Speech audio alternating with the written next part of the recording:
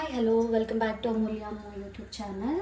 ಈ ವಿಡಿಯೋದಲ್ಲಿ ನಾವು ಉಳಿದಿರುವಂತಹ ಇಡ್ಲಿ ಬ್ಯಾಟರಿಂದ ಪಡ್ಡುನ ಹೇಗೆ ಮಾಡೋದು ಅಂತ ನೋಡೋಣ ಬನ್ನಿ. ಮೊದಲಿಗೆ ನನ್ನ ಚಾನಲ್ ನೋಡ್ತಿರೋರಲ್ಲಿ ಯಾರು ನನ್ನ ಚಾನಲ್ ಸಬ್ಸ್ಕ್ರೈಬ್ ಮಾಡಿಲ್ಲ ದಯವಿಟ್ಟು ಸಬ್ಸ್ಕ್ರೈಬ್ ಮಾಡಿ ಅಂತ ಹೇಳ್ತಾ ಈ ವಿಡಿಯೋನ ಕಂಟಿನ್ಯೂ ಮಾಡ್ತಿದ್ದೀನಿ. ಒಗ್ಗರಣೆಗೆ ಸ್ವಲ್ಪ ಆಯಿಲ್ ಹಾಕ್ಕೊಳ್ಳಿ.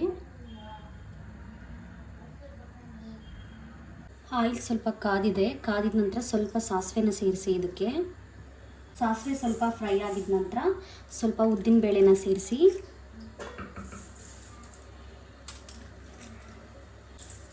ಉದ್ದಿನ ಬೇಳೆ ನಂತರ ಕಡಲೆಬೇಳೆನೂ ಇವಾಗಲೇ ಆ್ಯಡ್ ಮಾಡಿ ಸ್ವಲ್ಪ ನೀಟಾಗಿ ಫ್ರೈ ಆಗಬೇಕು ಎರಡನ್ನೂ.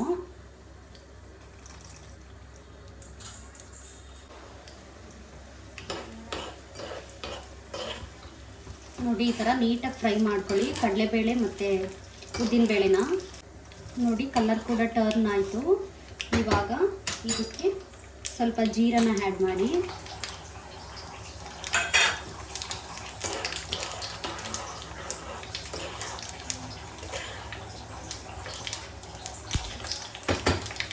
ಇದಿಷ್ಟು ಸಾಕು, ಫ್ರೈ ಆಯಿತು.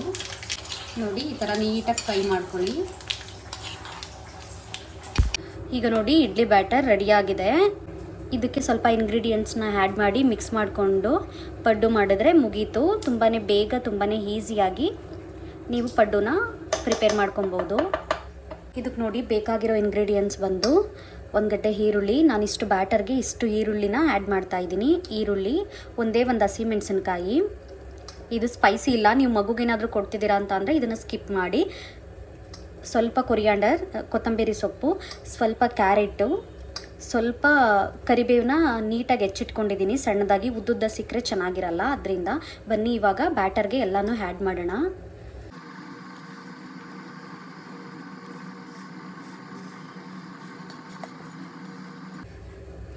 ಈಗ ಒಂದು ಕಡೆಯಿಂದ ನೀಟಾಗಿ ಮಿಕ್ಸ್ ಮಾಡ್ಕೊಳ್ಳಿ.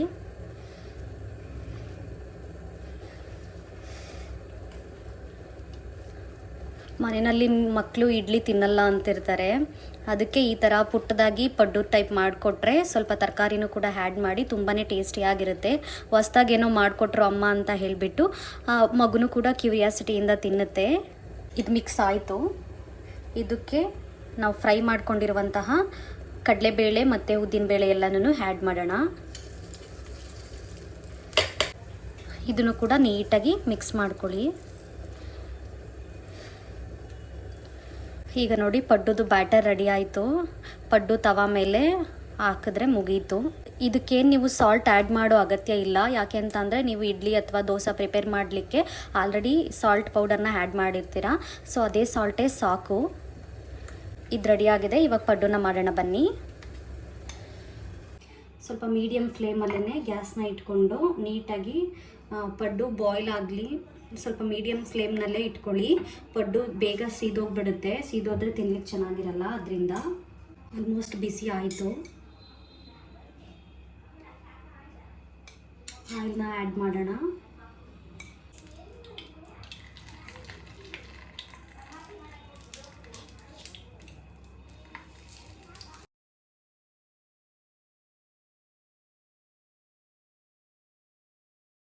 ನೋಡಿ ಈ ಥರ ಒಂದೊಂದಾಗಿ ನಿಧಾನಕ್ಕೆ ಸ್ಟಫಿಂಗ್ನೆಲ್ಲನೂ ಇನ್ಸೈಡು ತುಂಬಿ.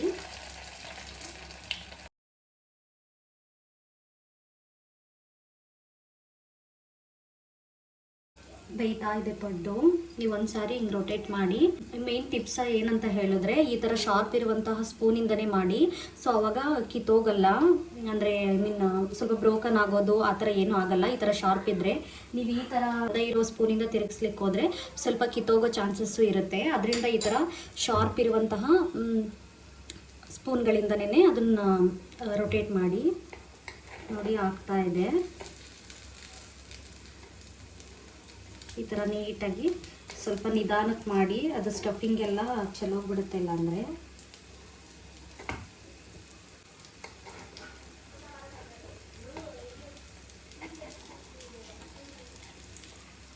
ಸ್ವಲ್ಪ ನಾನು ಕ್ಯಾರೆಟ್ನ ಇಲ್ಲಿ ಜಾಸ್ತಿ ಹಾಕಿರೋದ್ರಿಂದ ಸ್ವಲ್ಪ ಆರೆಂಜ್ ಕಲರೇ ಕಾಣಿಸ್ತಿದೆ. ನೋಡಿ ಒಳ್ಳೆ ಕಲರ್ಫುಲ್ಲಾಗಿ ಬಾಲ್ಗಳ ಥರ ಕಾಣಿಸ್ತದೆ. ಮಕ್ಳಿಗೂ ಕೂಡ ಇದನ್ನು ನೋಡಿದ್ರೆ, ನೀವು ನಾರ್ಮಲ್ ಇಡ್ಲಿ ಮಾಡ್ಕೊಡೋಕೆ ಹೋದರೆ ಅಷ್ಟು ಇಷ್ಟ ಆಗಲ್ಲ. ನಾವು ಚಿಕ್ಕ ವಯಸ್ಸಲ್ಲಿ ನನಗೆ ಈಗಲೂ ನೆನಪಿದೆ, ಇಡ್ಲಿ ಅಂತ ಅಂದರೆ ತಿಂತಾನೆ ಇರಲಿಲ್ಲ. ಈ ಥರ ಟೈಪು ಸ್ವಲ್ಪ ತರಕಾರಿನ ಹ್ಯಾಡ್ ಮಾಡಿ, ಯೂಶಲಿ ಮಕ್ಕಳು ತರಕಾರಿನೂ ಕೂಡ ತಿನ್ನಲ್ಲ, ಸೊ ದಟ್ ಅದರಿಂದ ಸ್ವಲ್ಪ ತರಕಾರಿಗಳನ್ನು ಕೂಡ ಹ್ಯಾಡ್ ಮಾಡಿ ಈ ಥರ ಪಡ್ಡು ಮಾಡಿಕೊಟ್ರೆ ಯಾವ ಮಕ್ಕಳು ತಾನೇ ತಿನ್ನಲ್ಲ ಹೇಳಿ. ತುಂಬಾ ಟೇಸ್ಟಿಯಾಗಿ ಕೂಡ ಇರುತ್ತೆ. ಇದು ಆಲ್ಮೋಸ್ಟ್ ಆಗಿದೆ. ಇವಾಗ ಪ್ಲೇಟ್ಗೆ ಎತ್ತಿಟ್ಕೊಳ್ಳೋಣ. ಇದಕ್ಕೆ ಸ್ವಲ್ಪ ಚಟ್ನಿ ಇದ್ಬಿಟ್ರೆ ಪರ್ಫೆಕ್ಟಾಗಿರುತ್ತೆ. ನೋಡಿ ಒಂದೊಂದಾಗೆ ತೆಗೆದಿಟ್ಕೊತಾ ಇದ್ದೀನಿ. ಈಗ ಆಯಿಲ್ನಲ್ಲೇ ಸೋರಿಸಿ ಅಂತ ಹೇಳಿದರೆ, ನೀವು ಹಾಕ್ಕೊಳ್ಳೋಕ್ಕಿಂತ ಮುಂಚೆ ಒಂದು ಟಿಶ್ಯೂ ಹಾಕ್ಬಿಟ್ರೂ ಆಯಿಲೆಲ್ಲ ಹೀರ್ಕೊಬಿಡುತ್ತೆ. ನೋಡಿ ರೆಡಿ ಆಯಿತು ರುಚಿಕರವಾದಂತಹ ಪಡ್ಡು. ಇದ್ರ ಜೊತೆ ಸ್ವಲ್ಪ ಚಟ್ನಿನ ಹಾಕ್ಕೊಂಡು ತಿಂದುಬಿಟ್ರೆ ತುಂಬಾ ಟೇಸ್ಟಿಯಾಗಿರುತ್ತೆ. ಸೊ ಇದಾಗಿತ್ತು ಇವತ್ತಿನ ವಿಡಿಯೋ. ಇದೇ ಥರದ ಕುಕ್ಕಿಂಗ್ ವಿಡಿಯೋಗಾಗಿ ನನ್ನ ಚಾನಲ್ನ ಸಬ್ಸ್ಕ್ರೈಬ್ ಮಾಡೋದನ್ನ ಮರಿಬೇಡಿ. ಈ ವಿಡಿಯೋ ಇಷ್ಟ ಆಗಿದ್ದಲ್ಲಿ ನಿಮಗೆ ಲೈಕ್ ಮಾಡಿ, ಶೇರ್ ಮಾಡಿ, ಕಮೆಂಟ್ ಮಾಡಿ ಅಂತ ಹೇಳ್ತಾ ಮುಂದಿನ ವಿಡಿಯೋದಲ್ಲಿ ಸಿಗ್ತೀನಿ. Thank you for watching. Bye.